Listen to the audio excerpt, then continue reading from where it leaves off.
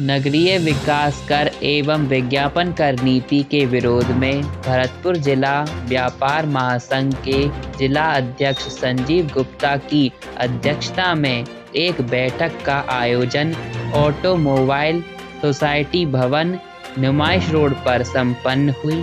बैठक में सभी की सहमति से नगरीय विकास कर के विरोध में एक संघर्ष समिति का गठन किया गया। इसको लेकर नगर निगम के मेयर अभिजीत कुमार ने बताया कि जो यूडी टैक्स के बारे में पूरी जानकारी दी और कहा कि ऐसी कोई घबराने वाली बात नहीं है। अगर इसमें कोई त्रुटि है तो आप आकर अपना समाधान करें और भरतपुर की जनता से अपील की है कि यह अपना सहयोग दें और धैर्य रखें। उन्होंने विश्वास दिलाया ऐसा कोई गलत कार्य नहीं होगा और उन्होंने बताया कि जिन योजनाओं के लिए नगर निगम जनता का अधिकार है वह मिलना चाहिए।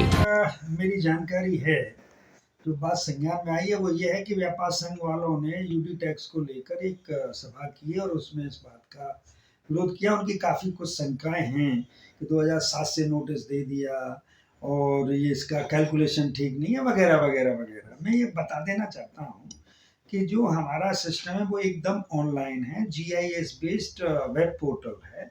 अगर आपको कुछ भी किसी भी तरीके की शंकाएं हैं और आप अमेंडमेंट कराना चाहते हैं तो वो आप खुद भी कर सकते हैं और फिर हमारे यहाँ ऑफिस आवर में आके कभी भी किसी वक्त कर सकते हैं।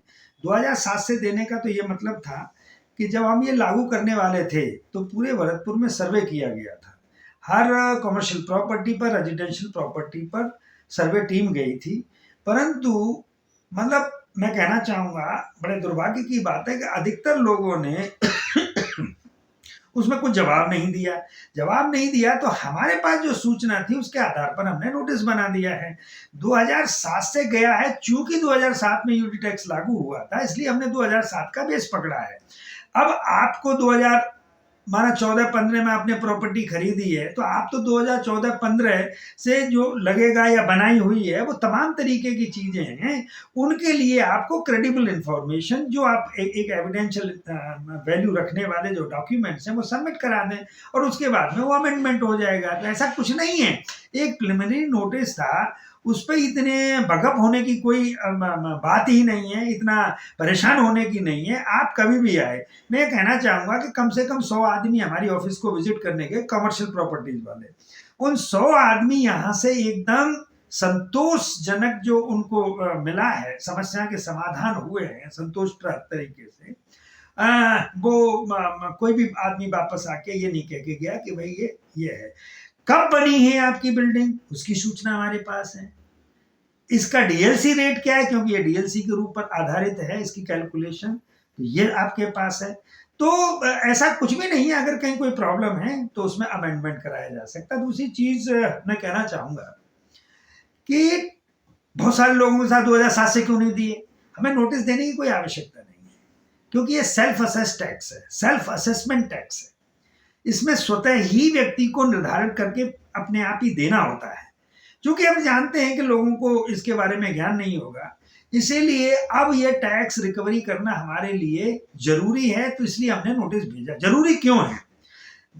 केंद्रीय सरकार ने बिल्कुल बिना किसी लाग लपेट के ये क्लियर कर दिया है कि अगर नगर निगम, नगर पालिका, नगर परिषद अपनी खुद की आमदनी नहीं बढ़ाएंगी तब तक उनसे जो मिलने वाली हर साल की ग्रांट है, सेंट्रल ग्रांट है, जो सेंट्रल फाइनेंस कमीशन निर्धारित करता है, वो ग्रांट आपको नहीं दी जाएगी। अर्थात जो हमारे खुद के स्रोत हैं आय के, उन्हें विकसित करना पड़ेगा और अपनी आमदनी बढ़ानी पड़ेगी, और परफॉर्मेंस बेस्ड उन्होंने ये ग्रांट स्वीकृत करेंगे। वो यानी जैसा अच्छा आप काम करेंगे, जैसे अच्छी आप आमदनी करेंगे, तो वो वैसा ही आपको ग्रांट मिलेगी। ठीक उसी तरीके से अभी क्या किया है कि हमारा जो एक बहुत बड़ा हिस्सा जो था हमारे नगर निगम की आमदनी का, वो चुंगी भरण की तरफ से आता था राज्य सरकार से।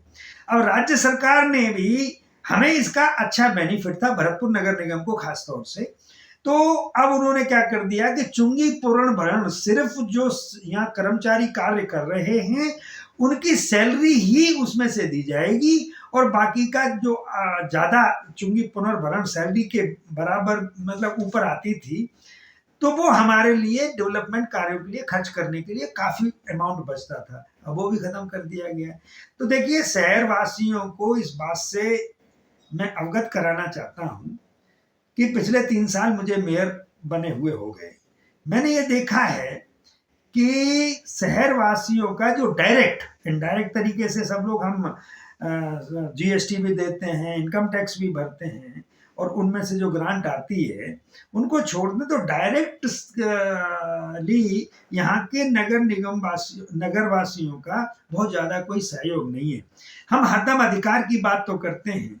मेरी पूरे शहर वासियों ये भी दरख्वास्त है कि आप अपने कर्तव्यों की तरफ भी थोड़ा ध्यान दीजिए। अधिकार आपके बराबर है, आपको मिलने ही चाहिए।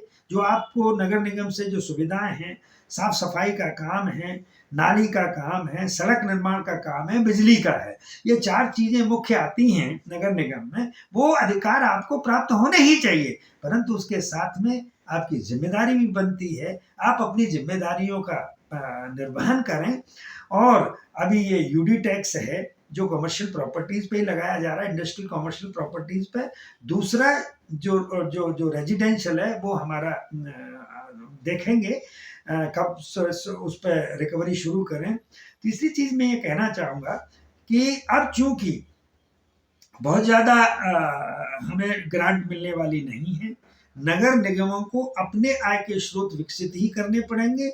यूडी टैक्स एक मैंडेटरी टैक्स है। यूजर चार्जेज जो सफाई व्यवस्था हम करते हैं, सीवरेज प्रोवाइड करते हैं, तो सीवरेज का तो अभी कोई प्रावधान है नहीं, परंतु जो सफाई व्यवस्था है उसमें भी नगरवासियों से मेरी करबद्ध प्रार्थना होगी कि आपको जो सेवाएं हैं नगर निगम प्रोवाइड करता रहे बगैर किसी ब्रेक के, तो कृपया यूजर चार्जेज भी पे करना शुरू करें। अपने ही सुओ मोटो ही करें, वॉलंटरी तरीके से करें, ताकि हमारे आय के स्रोत बढ़ाए जाएं और हम शहर के विकास और साफ सफाई रखने में थोड़ा सा कंफर्टेबल फील करें। मेरी आपसे यही दरख्वास्त रहेगी। बहुत बहुत धन्यवाद।